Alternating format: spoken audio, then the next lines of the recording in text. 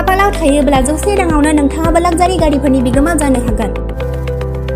नोंथाङाबो लाक्जारि गारिफोरनि बिगोमा जानो गोसो जादों नामा?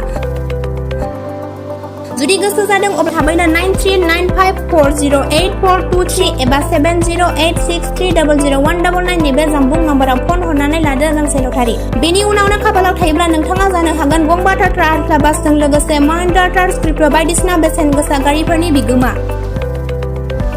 गवालपारा रंजालि बिहु सन्मिलननि डायमन्डनि जुबली खुंफुंनायनि मुङै होनाय बे लटारि खेलाया सोलिफु दाननि 30 जुलाइआव खुंफुंजागोन।